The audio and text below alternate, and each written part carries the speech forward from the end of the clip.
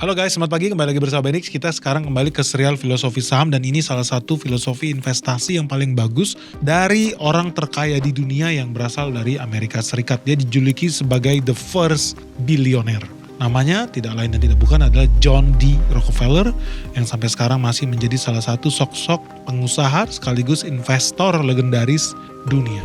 Nah, buat teman-teman yang penasaran apa sih filosofi investasinya John D. Rockefeller dan ini berhasil membuat dia menjadi orang terkaya di dunia, dan ternyata filosofi ini juga dipegang teguh dan dipelajari oleh investor legendaris yang kamu sudah tahu, Warren Buffett. Jadi buat teman-teman yang penasaran gimana sih filosofi investasi John D. Rockefeller, jangan di skip videonya, let's check this out.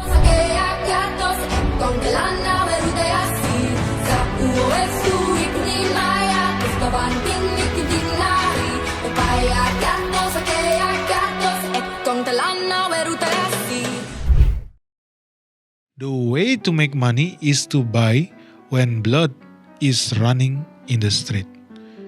Jadi teman-teman, ini salah satu filosofi investasi yang sedemikian luar biasa dan gak banyak orang yang paham dan mengerti hal ini. Tetapi ini adalah salah satu rahasia suksesnya Warren Buffett menjadi investor. Karena dia bilang apa? Ya dia belajar dari orang terkaya di Amerika Serikat, orang terkaya di dunia yang namanya John D. Rockefeller. Karena banyak orang yang salah ya ketika mereka bilang Warren Buffett adalah penemu istilah ini. Enggak, Warren Buffett itu memang terkenal di dunia karena bilang ya buy when there is blood running in the street. Sama aja kurang lebih. Lalu orang bilang, oh itu kata-kata original Warren Buffett. Enggak, kalau kita lihat bukunya, dia sebetulnya terinspirasi dari John D. Rockefeller. Nah, kata-kata John D. Rockefeller ini kemudian hari juga orang kembangkan menjadi kata-katanya Warren Buffett. Nah, sehingga kemudian Warren Buffett pun bilang filosofi yang baru, yaitu apa? Be fearful when others are greedy. Be greedy when others are fearful. Maksudnya apa?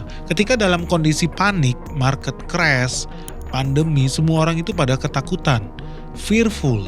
Banyak orang yang sedemikian takutnya sampai kabur ke luar negeri lah, cari vaksin di Amerika lah, jual rumah, jual saham, jual properti, jual aset, dan itu terjadi berulang-ulang. Terjadi di tahun 98, terjadi di tahun kemarin 2020, dan kemungkinan besar itu akan segera terjadi lagi. Nah, apa yang dimaksud oleh John D. Rockefeller ini? Banyak orang yang tidak tahu bagaimana cara investasi. Ketika orang-orang pada ketakutan, ketika banyak orang yang mati atau istilah dia there is blood on the street, itu sebetulnya the right moment to buy. Kenapa? Karena banyak orang yang ketika takut itu mereka jadi kehilangan opportunity. Ya gue salah satu orang yang sangat diuntungkan ketika terjadi blood in the street di tahun 2020. Banyak orang yang panik. Banyak orang yang karena hidupnya terlalu lavish, semuanya over leverage, beli rumah kredit, beli mobil kredit, semuanya pakai kredit. Ketika kemudian market crash, terjadi panik, mereka terpaksa harus jual rumahnya di harga diskon. Kalau teman-teman lihat dan masih ingat situasi tahun 2020, itu harga mobil itu drop 50%. Harga tanah, harga rumah, harga apartemen, harga aset, even harga saham itu drop 50% lebih. Nah teman-teman, dari sini lu bisa lihat bahwa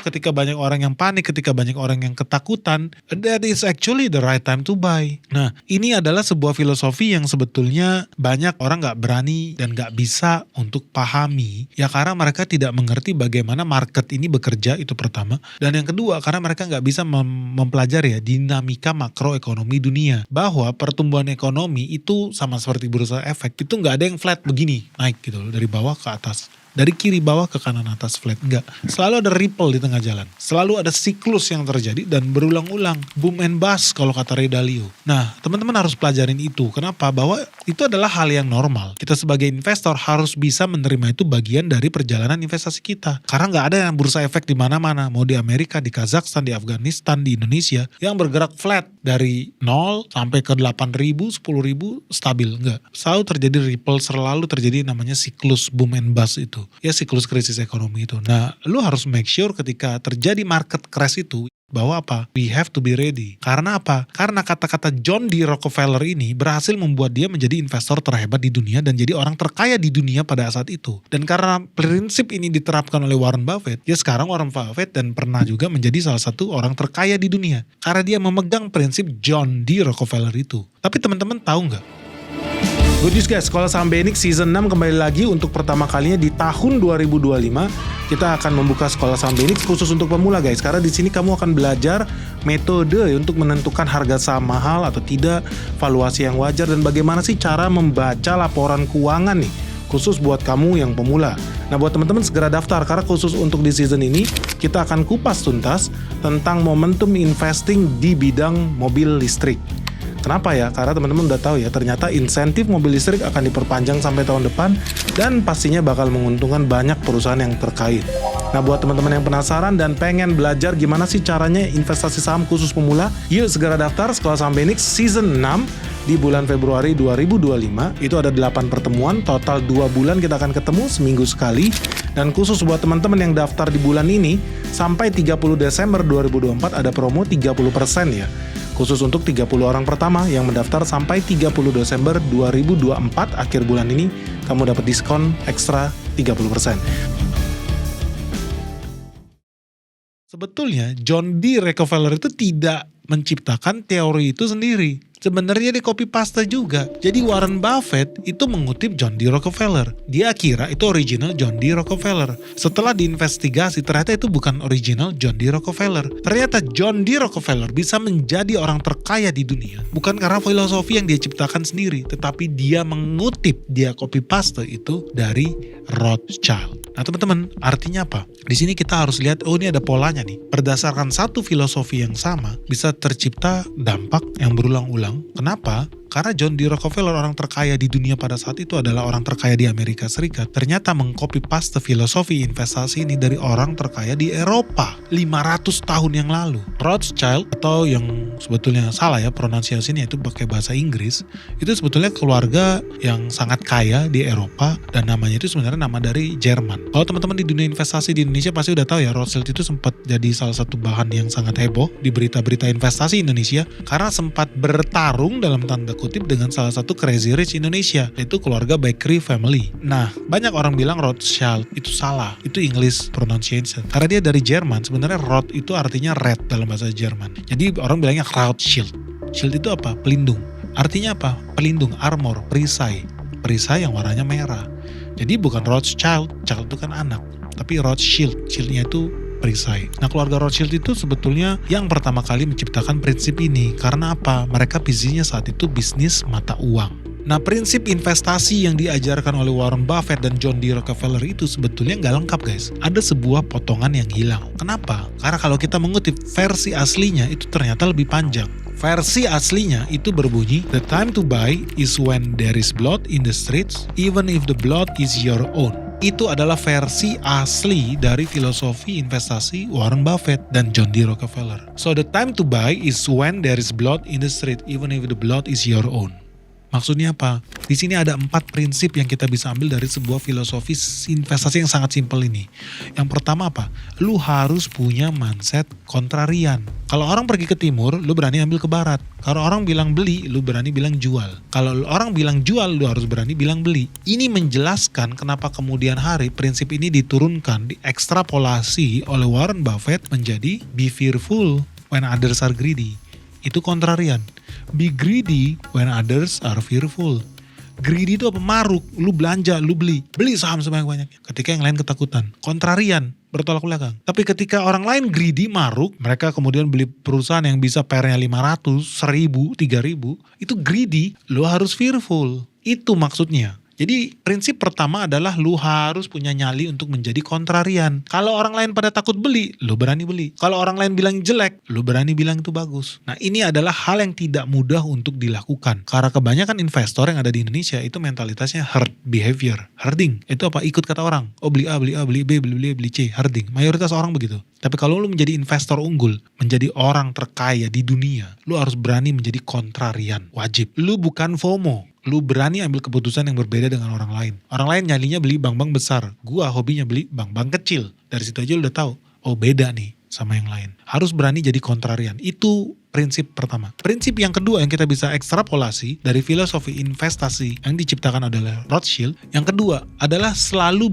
buy in crisis. Kenapa? Karena frase blood in the streets itu mensimbolkan bahwa terjadi extreme market condition. Seperti apa? Ada economic downturn, ada krisis ekonomi, ada perang, ada krisis, ada ketakutan yang begitu meneror menakutkan bagi rakyat-rakyat di dunia ini. Nah, Rothschild itu mengindikasikan bahwa situasi ini bisa menciptakan peluang untuk buying opportunity yang sangat signifikan, peluang untuk belanja aset yang sangat signifikan. Kenapa? Karena dalam situasi dramatis dan teror yang menakutkan seperti ini, harga-harga aset biasanya drop secara dramatis. Jadi apa? Jadi prinsip yang kedua adalah lu harus punya mental bersahabat dengan krisis. Bukan ketakutan dengan krisis, tapi bersahabat dengan krisis, berkenalan dengan krisis. Ya, gue berasa beruntung karena gue sudah berkenalan dengan krisis di 2020.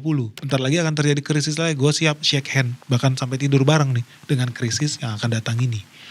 Nah, ini adalah prinsip yang kedua. Ingat ada 4. Ini terjadi nggak? Terjadi. Ketika terjadi krisis 98, terjadi krisis 2020, COVID. Apa yang terjadi? Ya harga aset itu drop dramatis. Itu fakta. Yang kedua, nggak banyak orang berani mengambil mental kontrarian. Kebanyakan orang ketakutan. Tetapi orang yang punya nyali untuk beli kontrarian, dia terbukti menang. Nah, prinsip yang ketiga yang kita bisa ambil dari filosofi ini, yang ketiga itu adalah personal risk. Bahwa lu harus mampu menyerap resiko kerugian secara personal. Bahwa apa? Ada resiko, namanya juga investasi, itu ada resiko, ada potential loss, ada resiko. Makanya yang bagian yang dipotong ini sering dibuang nih, karena orang-orang banyak buat nipu-nipu orang, broker-broker itu buang itu. Tapi bagian ini penting, personal risk itu berhubungan apa? Even if the blood is your own. Artinya apa? Buying when there is blood in the street ya. Even if the blood is your own, bahkan darah lu sendiri yang tertumpah di situ, ada resiko finansial di situ, lu sendiri yang bleeding, lu udah negatif 70%, lu udah negatif 80%, tapi lu punya conviction, lu contrarian, this is the time of crisis, lu punya personal risk yang menurut lu bisa serap resiko itu, losses itu, lu harus beli, even if the blood is your own. Jadi ini sadis. Banyak orang yang takut, makanya ketika minus 70%, orang kabur. Oh nanti gue minus 90%. Tapi kalau investor yang malah top up di situ, ya average down atau malah belanja terus. Ada resiko nggak? Ya ada. Tapi itulah bagian dari situ. Even if the blood is your own, you have to buy. Jadi ada personal risk di situ, nggak bisa dihindari bahwa namanya prinsip investasi, namanya lu berinvestasi di sebuah aset, ada resiko lu bakal loss. Tetapi lu harus be bold, lu harus courageous, lu harus berani, lu harus punya nyali untuk ambil personal risk itu. Nah yang keempat, kenapa istilahnya pakai blood ya guys? Karena ini sebuah prinsip investasi yang usianya udah lebih dari 500 tahun. Yang keempat itu adalah historical context. Dan ini gue perlu kasih tahu sama kamu. Konteks sejarahnya.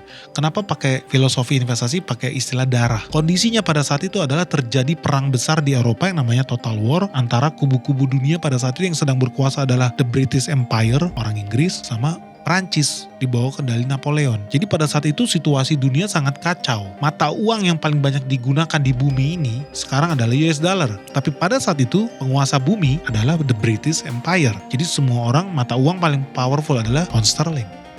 Dalam konteks ini, gue mau sharing kenapa filosofi ini lahir karena Rothschild menciptakan dan menghasilkan uang terbesarnya itu justru bukan ketika dunia pada masa damai, tetapi ketika dunia pada masa perang. Perang total. 500 tahun yang lalu Indonesia ini apa? Dunia itu berputar mengelilingi Eropa Barat. Even Amerika itu nothing. Dunia is Eropa. Eropa berdarah, banjir darah di mana-mana. Nah Rothschild sudah berpengalaman melewati itu. Kita cuma melewati berapa krisis. Ya cuman krisis 98 yang paling gede saat ini. Yang kedua paling gede ya mungkin ketika terjadi mortgage crisis di tahun 2022-2024. Terus kemudian 2020 krisis pandemi COVID. That's it.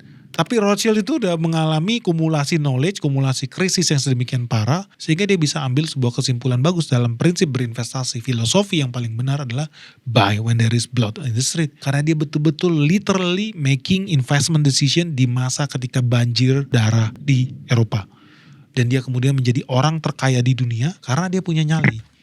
Be bold, courageous, take risk. Personal risk ada di situ, berani menjadi kontrarian, dan berani mengambil keputusan investasi during tumultuous time. Pada saat itu apa? Terjadi Napoleonic Wars alias perang Napoleon. Itu perang yang paling ganas lah. Pada saat itu ya di Eropa itu perang paling ganas. Dia memanfaatkan fluktuasi pasar, market fluctuation yang bisa menguntungkan keluarga Rothschild. Nah jadi teman-teman, ini adalah sebuah prinsip investasi yang menurut gua sangat menarik buat kita bahas lebih dalam bagaimana sih strategi investasi Rothschild 500 tahun yang lalu dan bagaimana situasinya perang Napoleon itu menciptakan darah di mana-mana, tapi bisa-bisanya ya ada orang yang cuan besar dari situ. Strategi apa yang bisa kita copy paste nih buat krisis yang sebentar lagi akan datang. Sampai ketemu guys, semoga video ini bermanfaat dan semoga kamu bisa punya nyali untuk melakukan 4 prinsip itu. Ingat ya, konteks historical artinya apa? Konteks yang keempat artinya lu harus punya kemampuan analytical. Lu harus berani, lu harus bisa jadi kontrarian, lu harus bisa ambil personal risk itu karena ada resiko itu.